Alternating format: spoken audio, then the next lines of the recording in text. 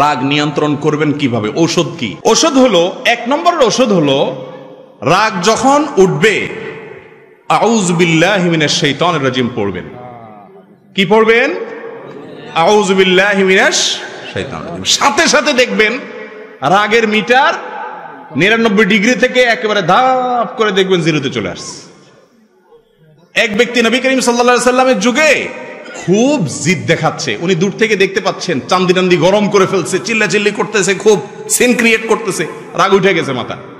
নবী করিম সাল্লাল্লাহু আলাইহি সাল্লাম দূর থেকে ওই লোককে শুনায়া শুনায়া বলতেছেন, আমি একটি কালিমা জানি, ইন্নী লা আ'লামু কালিমাতান, আমি একটি বাক্য জানি, যেই বাক্যটা এই লোকটার এখন চান্দি গরম আছে, সে যদি পড়ে তাহলে তার রাগের মিটার ধপ করে নেমে যাবে, সে শান্ত হয়ে যাবে। সে বাক্যটা কি?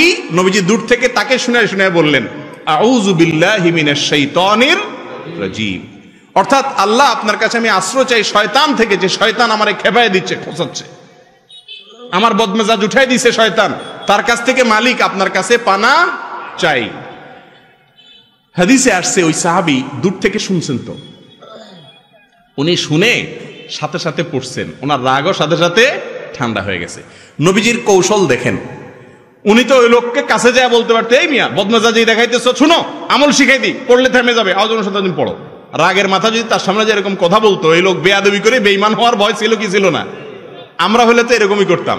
নবীজির কৌশল দেখেন, যারা দাওয়াতের কাজ করবে, ইসলামের কথা মানুষকে বলবে, তারা অনেক বেশি কৌশল জানতে হবে, সুন্দর উপায়ে বলতে হবে, উপস্থাপনটা ভালোভাবে হইতে হবে। এই জন্য নবী করিম সাল্লাল্লাহু আলাইহি সাল্লাম তাকে শুনায়া শুনায়া দূর থেকে বললেন, আমি একটা বাক্য জানি, এটা বললে রাগ কমে যায়, যাতে করে তার কান পর্যন্ত কথাটাও পৌঁছাইলো আর সে জিদ দেখানোর সুযোগও পেল না। দেখছেন নবীজির হিকমত? এমনি এমনি গোটা পৃথিবী 23 বছরে পরিবর্তন করে ফেলার নাই। আল্লাহ তাআলা তাকে কি দিয়েছেন? হিকমা দিয়েছেন। ভাইরা আমার, তো এই জন্য রাগ আসলে রাগকে নিয়ন্ত্রণ করার জন্য, রাগ কমানোর জন্য কয়েকটা আমলের কথা বলবো। এক নম্বরের আমল হলো কি? আউযু বিল্লাহি মিনাশ শাইতানির রাজিম পড়া। কোরআন থেকে দলিল নেন এটা সপক্ষে। আল্লাহ রাব্বুল আলামিন বলেছেন, ইম্মা ইয়ানজাগান্নাকা মিনাশ শাইতানি নাযগুন ফাস্তাইজ বিল্লাহি মিনাশ শাইতানির রাজিম। শয়তান যদি তোমাদেরকে খোঁচা দেয়, রাগটা শয়তান থেকে আসে, তখন তোমরা আউযু বিল্লাহি মিনাশ শাইতানির রাজিম পাঠ করবা। একটা ওষুধ হয়ে গেল। নাম্বার 2, অবস্থার পরিবর্তন করা। দাঁড়ানো অবস্থায় যদি রাগ আসে, হাদিসে আসছে কি করে যান? বসে যান। বসা অবস্থা রাগ আসছে, শুয়ে যান। খেয়াল করে দেখেন, দাঁড়ানো অবস্থায় রাগ আসলে যদি ওই রাগী লোকটাকে ধরে ধরে একটু কোন রকম 3-4 জন মিলে বসাই দিতে পারেন, দেখবেন চান্দি অর্ধেক ঠান্ডা হয়ে গেছে। আর যদি সুন্দর করে ক্যাচ করে শোয়াই দিতে পারেন, তো দেখবেন পুরাই শেষ। আবার সাবধানে থাকেন, বেশি জোরাজোরি করতে গেলে মারধর খেতে পারেন। পরে আমার দোষ দিয়ে না যে আপনার আমল অনুযায়ী করতে গিয়ে উল্টা মার খেয়েছি। তবে এটা যারটা সে করার নিয়ম, আরেকজন না। খুব রাগ উঠছে, বুঝতেই পারতেছেন যে এখন একটা অঘটন ঘটে যাবে, সাথে সাথে অবস্থার পরিবর্তন করেন, বসে যান অথবা বসা থাকলে শুয়ে যান। 2টা আমল গেল। 3 নম্বর আমল হলো যথাসম্ভব রাগ যেন কন্ট্রোলের বাইরে না যায়, সেজন্য ঝগড়া অ্যাভয়েড করা। ঝগড়া, আমাদের বাঙালি জাতির মধ্যে কিছু পছন্দনীয় কাজ আছে, কিছু কুকাজ আছে, যেগুলোর প্রতি আমাদের অনেক বেশি দুর্বলতা, আমরা অনেক বেশি ভালোবাসি বাঙালি। সেটার ভিতরে একটা হলো ঝগড়া, অযথা আজাইরা ঝগড়া। 2 জনের ঝগড়া লাগছে, ওখানে 3য় জনের ঝগড়া লাগে। বাসে উঠছে, 2 সিট আলা ঝগড়া লাগছে, ওখানে দেখবেন আরো 4 জন আজাইরা লেগে গেছে। ঠিক না ঠিক? এই ঝগড়া থেকে যতটা দূরে রাখতে পারবেন, তত বেশি আপনার রাগ কন্ট্রোল করা যাবে। একটা হাদিস শুনেন, নবী করিম সাল্লাল্লাহু আলাইহি সাল্লাম বলেছেন, আনা যাঈমুন বিবাইতিন ফি ওয়াসতিল জান্নাতি লিমান তারাকাল মিরা ওয়া ইন কানা মুহিক্কান।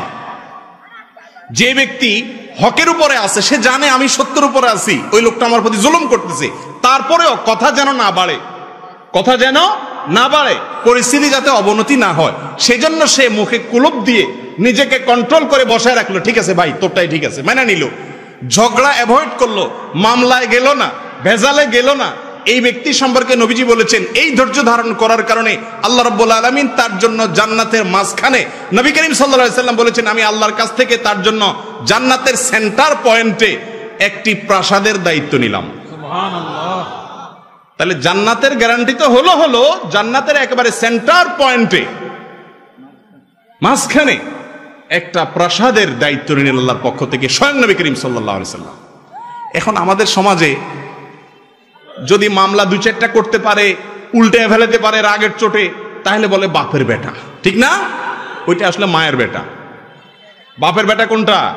বাপের বেটা যে সবকিছু করতে পারে, তারপরেও তাকায়া মাটির দিকে চেয়ে চলে আসছে আল্লাহর জন্য। এ হলো আসল বাপের বেটা, আসল বীর পুরুষ। তাহলে রাগকে নিয়ন্ত্রণ করার জন্য ঝগড়া অ্যাভয়েড করা, ঝগড়া এটাকে অ্যাভয়েড করা, যথাসম্ভব ঝগড়া এড়িয়ে চলা, গন্ডগোল এড়িয়ে চলা। ঠিক আছে বাবা, নিজের ন্যায়ের উপরে থাকিও, ছেড়ে দেওয়া, এই ছাড় দেওয়ার মানসিকতা যদি থাকে, এই ব্যক্তি হলো আসল মুসলমান, ভালো মুসলমান। আমি আজকে যে কথাগুলো বলতেছি এগুলো শুকনা শুকনা কথা, ভালো লাগার কথা না।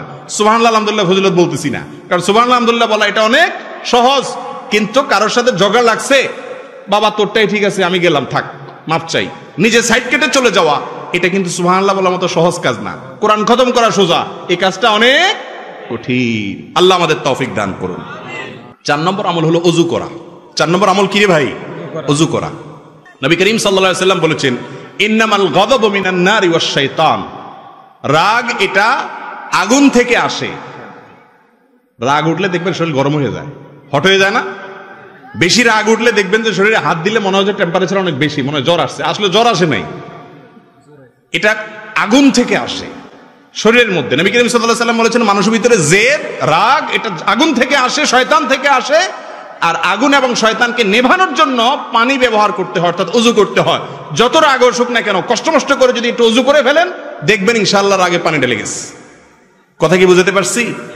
4 নম্বর আমল হলো ওযু করা। 5 নম্বর আমল হলো রাগ নিয়ন্ত্রণ করলে ওই যে জান্নাতের গ্যারান্টি আছে, নবী করিম সাল্লাল্লাহু আলাইহি সাল্লামের ওসিয়ত আছে, আল্লাহ তাআলা ভালোবাসেন বলেছেন, সেগুলো চিন্তা করবেন। এবং একটা ঘটনা, ওই যে আয়াত বলেছে সেই প্রেক্ষিতে আমাদের জানা দরকার, সেটা হলো আলী ইবনুল হুসাইন রাদিয়াল্লাহু তাআলা আনহু। আলী রাদিয়াল্লাহু তাআলার ছেলে হুসাইন, ওনার ছেলে নাম রাখছে কি? বাপের নামে আলী। আলী ইবনুল হুসাইন রাদিয়াল্লাহু তাআলা আনহু তার একজন কাজের লোক ছিল, সে পানি ঢেলে দিচ্ছিল, উনি ওযু করতেছেন। তো ভারী কোনো বদনা ছিল, কাঁসা টাসার বদনা, অনেক দূর থেকে দিচ্ছে, হঠাৎ করে ওটা হাত থেকে ধাপ করে ছুটে গেছে, ছুটে ওনার হাতে পড়ছে, খুব ব্যথা পাইছে। এখন মালিকের হাতে ব্যথা লাগছে, কাজের লোকটা খুব ভয় পেয়ে গেছে, কৃতদাস ছিল, ভয় পেয়ে গেছে, ভয় পাইয়া ওনার দিকে তাকাইছে। এখন হযরত আলী উনি তার দিকে তাকাইছেন, হয়তো একটু শাসন করবেন বা বলবেন, একটু খেয়াল করো, এত বেদিশা কেন, পড়লো কেন, একটু মনোযোগ দাও না কেন। এর আগেই আগের যুগের কৃতদাস দাসীরা, কাজের লোকরাও অনেক কোরআন হাদিস জানতো, সাথে সাথে আয়াত পড়ে শোনাইতেছে, ওয়াল কাযিমিনাল গায়জ। আল্লাহর প্রিয় মানুষদের প্রশংসা করতে গিয়ে আল্লাহ বলেছেন যারা রাগকে নিয়ন্ত্রণ করে। এই কথা শোনার সঙ্গে আলী রাদিয়াল্লাহু তাআলা আনহু সাথে সাথে লজ্জা পেয়ে গেছেন। আরে তাই তো, রাগকে নিয়ন্ত্রণ করলে আল্লাহ ভালোবাসেন, সাথে সাথে উনি মাথা নিচু করে ফেললেন, অর্থাৎ বাপ মাফ করে দিলেন, রাগ নিয়ন্ত্রণ করে ফেললেন। এরপরে বাদী পরের আয়াতের পরের অংশ বলছেন, ওয়াল আফিনা আনিন নাস, শুধু রাগ নিয়ন্ত্রণ করলে হবে না, উপর দিয়ে কিছু বললেন না, ভিতরে তো জিদ আছে, মাফও করতে হবে। ওয়াল আফিনা আনিন নাস, মানুষকে যে মাফ করে, সঙ্গে সঙ্গে তিনি বললেন, যাও কদ আফাউতু আনকি, তোমাকে মাফও করে দিলাম। বাদী এবার আয়াতের শেষ অংশ পড়তেছে, আল্লাহু ইউহিব্বুল মুহসিনিন, শুধু মাফ করলে হবে না, বরং উল্টা আরো ইহসান করতে হবে, অনুগ্রহ করতে হবে, তবে আল্লাহ ভালোবাসবে। সাথে সাথে উনি বললেন, যাও অনুগ্রহ করে তুমি কৃতদাসী, তোমাকে আমি মুক্ত করে দিলাম। সুবহানাল্লাহ। সুবহানাল্লাহ জোর খুব বেশি এই জন্য হয় নাই যে আপনারা এটার মর্ম বুঝতেছেন না। এই যুগে একটা মার্সিডিজ গাড়ি আল্লাহর রাস্তায় দান করা, 5 কোটি টাকা দামের একটা মার্সিডিজ গাড়ি আল্লাহর রাস্তায়, নিজের গাড়িটা কাউকে কথায় কথায় দিয়ে দেওয়া, এটা যেরকম মনে করেন সে যুগে একজন কৃতদাস দাসী মুক্ত করা, সেরকম সর্বোচ্চ সম্পদগুলোর মধ্যে একটা ছিল দাসদেশ, এত দামের ছিল, স্বাধীন করে দিয়েছে, মুক্ত করে, বিনা পয়সা। আমরা হলে বলতাম, তুমি কাঁসার বালতি ফালাইয়া, বদনা ফালাইয়া আমার হাতে ব্যথা দিছ, আমি যখন এখন তোমার সাইজ করব, বুঝতে পারছো, এখন তুমি আমারে আয়াত শুনাইতে আসছো, ওয়াজ করতে আইছো না? আমরা হলে এই কথা বলতাম না? দেখেন, ওনারা এতটা আখিরাতের জন্য পাগল ছিলেন, আল্লাহর কালাম শুনেছেন, আল্লাহর নির্দেশ শুনেছেন, কে বলেছে, কি জন্য বলেছে, এসব দেখা দেখি নেই, সাথে সাথে আমান্না সাল্লামনা, সামি'না ওয়া আতা'না, শুনলাম আর সাথে সাথে আনুগত্য করলাম, সারেন্ডার করলাম, মানলাম, আল্লাহ বলেছেন আর কোনো কথা নাই। এর নাম হলো মুসলমান। আর আমরা কয় নম্বরের মুসলমান ভাইরা আমার? এই জন্য রাগকে নিয়ন্ত্রণ করার জন্য কি সওয়াব আছে সেগুলো চিন্তা করতে হবে। এটা হলো 5 নম্বরের করণীয়। তাহলে ইনশাআল্লাহ রাগ নিয়ন্ত্রণ করতে পারবেন। 6 নম্বর হলো রাগের পরিণতি সম্পর্কে চিন্তা করবেন। রাগের পরিণতি, রাগের ক্ষতিকর দিক কি, রাগ করলে কি কি ক্ষতি হয়। একটা কথা বাংলায় বিভিন্ন জায়গায় লেখা থাকে, কথাটাকে স্বর্ণের অক্ষরে লেখা দরকার। সেটা হলো রেগে গেলেন তো হেরে গেলেন। দেখছেন না আপনারা বিভিন্ন জায়গায়? এই কথার মতো বাস্তব কথা আর নাই। জীবনে যতবার বেইজ্জত হইছেন চিন্তা করে দেখেন, বদমেজাজির কারণে বেইজ্জত হইছেন। শ্বশুরবাড়িতে যায় বদমেজাজি দেখাইছেন, পরে সারা জীবন শরম পাইছেন, ঠিক না বেঠিক? অজাগায় কুজাগায় গরম হয়েছেন, রাগ হয়ে গেছেন, পরে শরম লাগে সেই জায়গা দিয়ে যাইতে, ঠিক না বেঠিক? রাগ এমন একটা জিনিস, শয়তান আপনারে চেতায় দিল তো হারায় দিল, শেষ। এই জন্য চেতনা আসলে এর ক্ষতিকর দিক কি, আখিরাতের ক্ষতি, দুনিয়ার ক্ষতি, এগুলো চিন্তা করবেন। তাহলে ইনশাআল্লাহ আল্লাহ তাআলা আপনাকে উত্তম পুরস্কার দিবেন, রাগ কন্ট্রোল করার ক্ষমতা দিবেন। সর্বশেষ হাদিস বলে শেষ করব।